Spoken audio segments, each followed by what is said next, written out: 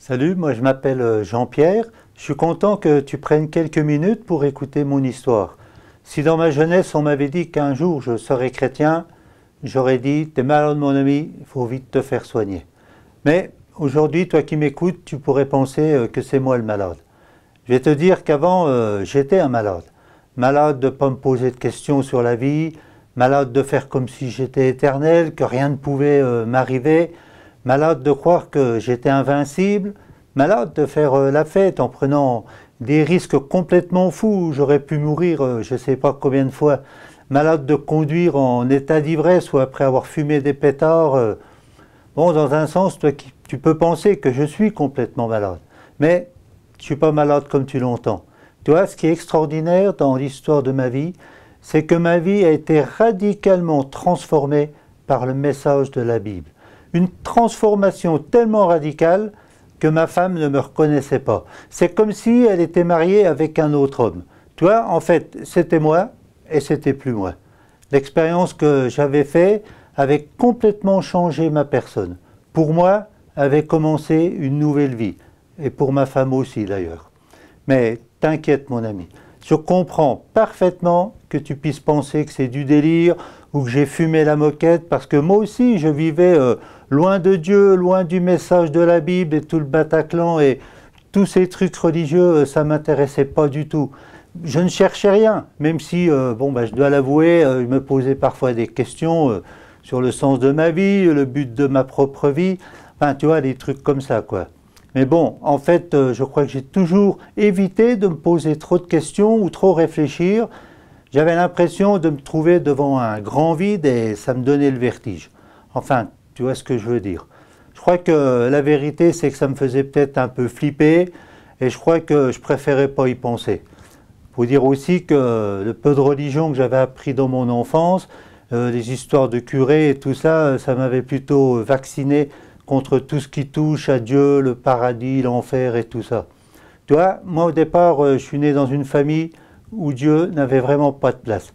Et mon enfance, mon adolescence n'ont pas été très faciles.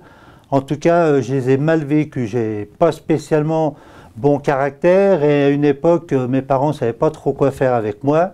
Alors, à l'âge de 18 ans, je suis parti à l'armée. Et c'est comme ça que je me suis retrouvé à vivre 18 mois en Afrique, plus exactement à Djibouti.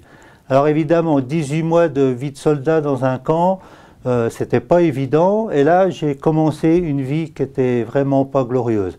J'ai commencé à sortir régulièrement avec les copains, enchaîner les fêtes, la boisson, la bagarre, les filles de bord, puis tous les ennuis qui vont avec. Quand je suis revenu en France, j'ai continué cette vie et j'ai rencontré ma femme qui, malgré la vie que je menais, est restée avec moi, la pauvre.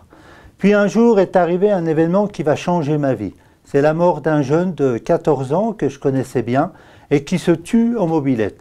Et là, je ne comprends pas pourquoi le grand patron, s'il existe, il permet ça. Et je me suis dit que s'il y a vraiment un Dieu, ça ne peut être que le diable.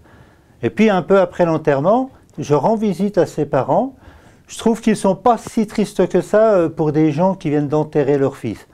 Et là, il me donne un livre qui raconte l'expérience qu'ont vécu des personnes qui sont mortes cliniquement pendant 1 ou 2 minutes et qui sont revenues à la vie. Après avoir lu ce livre, je suis convaincu de l'existence de Dieu et même convaincu qu'il est bon, même si je ne comprends pas la mort du jeune.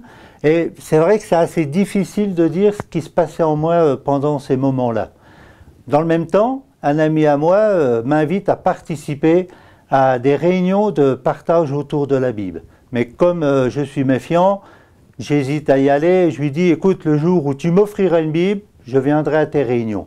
J'ai dit cela car j'étais persuadé que la Bible c'était un livre qui coûtait cher et qu'il n'allait pas facilement en trouver un. Mais pas de bol pour moi dans un sens, puisqu'un jour, il débarque chez moi avec une Bible. Alors pour respecter ma parole, je vais à ces réunions. Je vais à une première où je ne comprends pas grand-chose, mais il y a un événement là qui va m'interpeller. La réunion était finie et le gars qui avait animé la réunion faisait la bise à tout le monde. Et surtout, le problème, c'est qu'il faisait la bise aux hommes. Et là, je me suis dit, s'il essaie de me faire une bise, je lui colle une pêche en lui disant « tu fais pas ça avec moi ». Et quand il arrive près de moi, il me tend la main. Et là, j'ai vraiment eu le sentiment que Dieu l'avait protégé. Quelques semaines après ça, mon copain qui m'avait invité à ses études, il déboule chez moi et il me dit une phrase qui va vraiment me marquer. Jean-Pierre, j'ai donné ma vie à Jésus, il a pardonné mes péchés et maintenant il va conduire ma vie. Et hop, il s'en va aussi vite qu'il était arrivé. Alors là, j'ai vraiment pensé qu'il était malade, mais alors à fond. Puis, me rend quelques temps après à une autre réunion, et là, le gars qui anime la réunion dit « J'aimerais expliquer pourquoi Jésus est venu. » Et pendant ces explications, j'ai vraiment compris le message de l'Évangile. Et là, moi aussi, j'ai confié ma vie à Jésus. Et je peux te dire que je suis sorti de cette réunion, j'étais complètement transformé. Et une autre vie a vraiment commencé pour moi. Aujourd'hui, tu peux aussi avoir ta vie complètement transformée.